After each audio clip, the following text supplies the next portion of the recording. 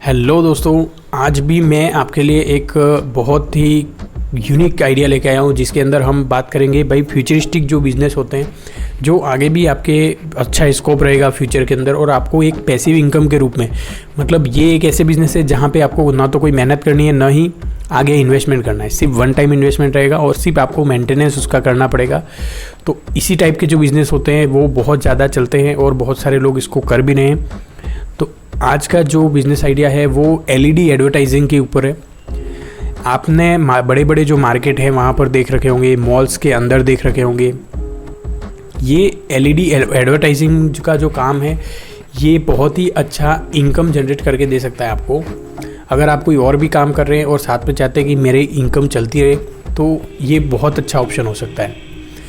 LED advertising के अंदर जो यूज़ होने वाला मेन कंपोनेंट्स है या मेन इक्विपमेंट है वो रहेगा एलईडी। अब ये जो एलईडी है, बड़ी स्क्रीन जो रहती है, ये छोटे छोटे पार्ट्स के अंदर डिवाइड रहती है और पर जो पार्ट्स है वो स्क्वायर फुट के हिसाब से सेल होता है। तो आपको अगर ये एलईडी चाहिए, ये पूरी स्क्रीन चाहिए, इससे साथ में जो अटैचमेंट है वो चाहिए, तो आप यहाँ पे देख रहे हैं साइड में इंडिया मार्ट पे आप तरह तरह के जो मैन्युफैक्चरर हैं, प्रोवाइडर हैं, इनसे आप बात करके मार्ट के ऊपर आपको पर स्क्वायर फुट के हिसाब से आपको अलग अलग टाइप की रेट मिल जाएगी, इंडोर और आउटडोर। क्योंकि एलईडी दो प्रकार की होती है जो ये यूज़ होती है, इंडोर यूज़ के लिए और एक होती है आउटडोर यूज़ के लिए। इंडोर वाली जो रहती है वो मॉल्स वगैरह और जो बड़े बड़े ऐसे शॉपिंग मॉल्स वगैरह और जो मार्ट वगैरह होते हैं उनके अंदर यूज़ होता है, सिनेमाघर वगैरह। तो और जो बाहर के जो रहते हैं वो ज़्यादातर मार्केट के अंदर यूज़ होते हैं। जो बाहर के आउटडोर वाले जो एलईडी रहते हैं तो उनकी जो कॉस्ट रहती है वो थोड़ी ज़्यादा भी रहती है और कह सकते हैं उनकी भाई ड्यूरेबिलिटी भी ज़्यादा रहती है, वो अच्छे से चलते हैं, मौसम को झेल पाते हैं, तो उस हिसाब से उसका प्राइस डिसाइड होता है।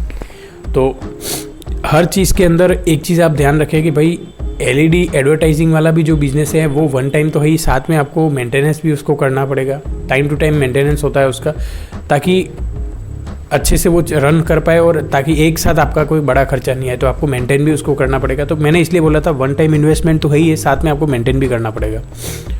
और अब हम बात करते हैं ये आप कहाँ कहाँ लगाएंगे।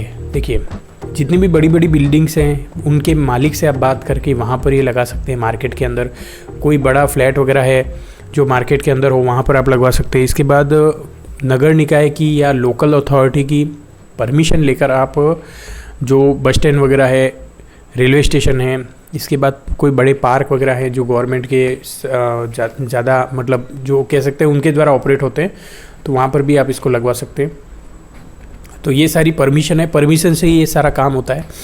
और फिर आपको अब देखिए इसमें इनकम कहाँ से होगी। मेन चीज़ इसमें आप सोच रहे होंगे कि अब हम इसमें इनकम कहाँ से करेंगे। एडवर्टाइजिंग मतलब आप जो टीवी में ऐड देखते हैं तो वहाँ से वैसी ही ऐड जो मार्केट में शॉप्स वगैरह जितनी भी दुकानें हैं या जो भी बड़े बड़े डिस्ट्रीब्यूटर हैं या कोई बड़ा ऐसा भाई होलसेलर है वो अपनी ऐड करवाना चाहते हैं तो वो आपसे कांटेक्ट करेंगे।